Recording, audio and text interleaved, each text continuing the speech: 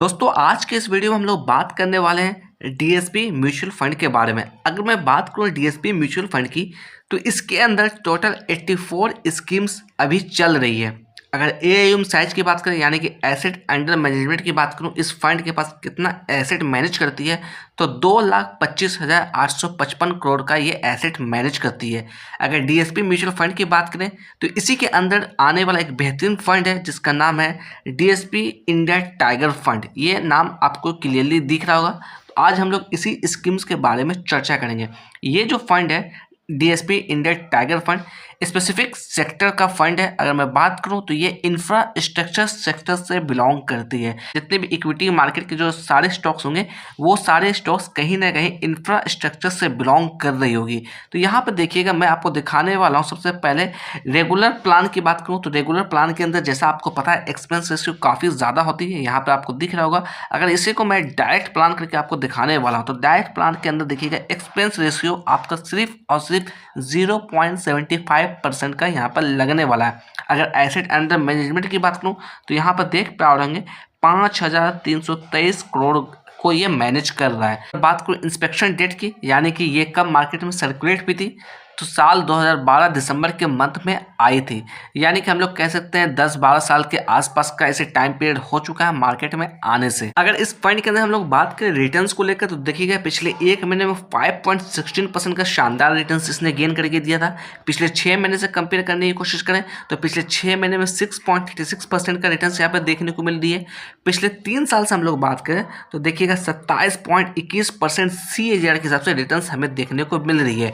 अगर टाइम फिर हमको मैं 5 साल करने वाला हूं तो यहाँ पर देखिएगा 25.64% CAGR के हिसाब से काफ़ी शानदार रिटर्न्स यहाँ पर देखने को मिल रही है हमें। तो काफ़ी एक अच्छा फंड है। बट यहाँ पर कहीं ना कहीं इसके लिए डिमेरिट्स की बात करें तो स्पेसिफिक सेक्टोरियल से बिलोंग करती है। अगर इस सेक्टोरियल के अंदर बात करें गिरावट आएगी तो इस फंड के अंदर भी आपको कहीं ना कहीं गिरावट देखने को मिल सकती है। बट जैसा आपको पता है इंडिया एक डेवलपिंग कंट्री है तो इंफ्रास्ट्रक्चर के काफ़ी ज़्यादा स्कोप्स इंडिया में अभी देखने को मिल रही है। तो यहाँ पर मैं कहना चाहूँगा, मैं किसी भी तरह का बाय सेल की रिकमेंडेशन नहीं दे रहा हूँ। आप चाहते हैं तो खुद से आप एनालाइज करिएगा, तभी किसी तरह का SIP या फिर आप लमसम के बारे में सोचिएगा। अगर लॉग इन पीरियड की बात करें तो किसी भी तरह का लॉग इन पीरियड नहीं है। मिनिमम SIP की बात करें 100 रुपये का मिनिमम SIP है और मिनिमम लमसम की बात करें तो 5,000 का अमाउंट मिनिमम लमसम है इसके अंदर। अगर हम लोग इस फंड को कंपेयर करने की कोशिश करें और भी कुछ फंड से जो इसी सेक्टर से बिलोंग करते हैं तो यहाँ पे देखिएगा डीएसपी इंडिया टाइगर फंड की बात करूँ 1 ईयर के अंदर रिटर्न देखिएगा 15.71% है। वहीं पे मैं बात करूँ ICICI प्रो इंफ्रास्ट्रक्चर फंड की तो 14.80% है। SBI इंफ्रास्ट्रक्चर फंड की बात करूँ 7.86% है। फ्रैंकलिन बिल्ड इंडिया फंड की बात करूँ 18.39% है। तो यहाँ पर देखा जाए एक साल के टाइम पीरियड में फ्रैंकलिन कहीं ना कहीं रिटर्न्स के मामले में आगे दिखता हुआ मिल रहा है। वहीं पर 3 साल के टाइम पीरियड में हम लोग बात करें तो डीएसपी इंडिया 27% के आसपास का CAGR रिटर्न्स दिया है। ICICI की बात करें तो 26% का CAGR रिटर्न्स दिया है। SBI इंफ्रास्ट्रक्चर फंड की बात करें 22.95% का CAGR के रिटर्न्स दिया है। फ्रैंकलिन बिल्ड इंडिया फंड की बात करें तो यहाँ पर 29.18% का CAGR हमें देखने को मिल रहा है।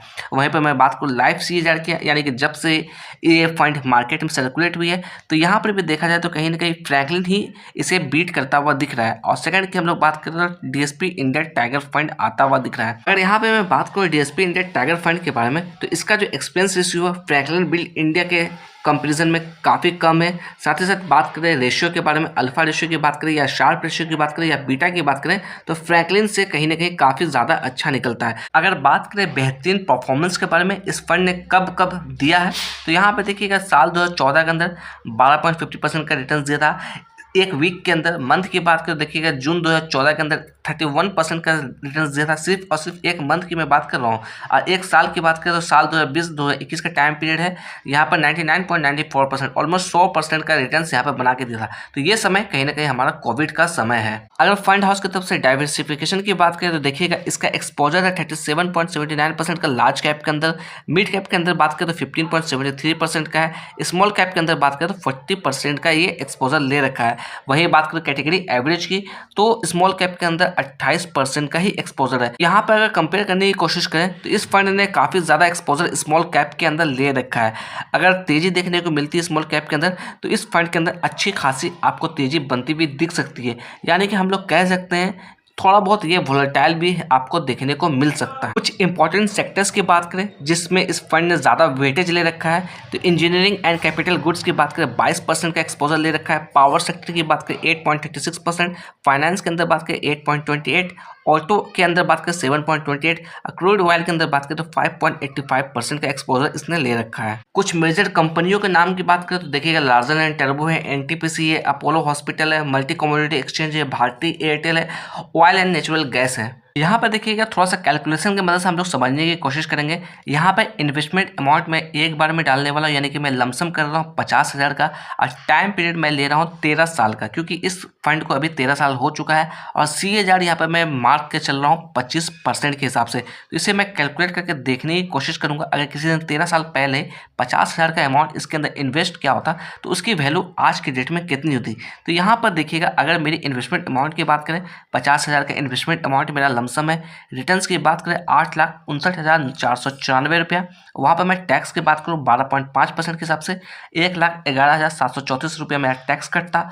ओवरऑल मेरी वैल्यू जो होती 7,97,760 रुपया, यानी कि सिर्फ और सिर्फ 50,000 की वैल्यू 13 साल पहले किसी ने निवेश किया होता इस फंड के अंदर तो उसकी वैल्यू 7,97,760 रुपया हुई रहती। तो ये है कंपाउंडिंग का जादू। तो अगर आपको निवेश करना है किसी भी फंड के अंदर, आप निवेश करना चाहते हैं तो लॉन्ग टर्म का व्यू ही रख कर निवेश करिएगा। अगर मैं टाइम फ्रेम को थोड़ा सा चेंज करने वाला हूँ यहाँ पर, और मैं टाइम फ्रेम को चेंज करके यहाँ पर मैं दिखाने वाला हूँ मैं 20 साल करने वाला हूँ, यानी कि मैंने 20 साल का टाइम पीरियड कर दिया और 25% का ही मैंने यहाँ पर रिटर्न्स ले रखा है। तो यहाँ पर देखिए मेरी अमाउंट कितना ज़्यादा बढ़ जाती है। सिर्फ और सिर्फ मैंने 7 साल का टाइम पीरियड को बढ़ाया है। 13 साल पहले मेरी तकरीबन वैल्यू हो रही थी 9 लाख के आसपास, अभी मैंने 7 साल का टाइम पीरियड बढ़ाया, मेरी वैल्यू सीधा 37 लाख के आसपास पहुँच गई। तो ये है बेसिकली मैजिक कंपाउंडिंग का।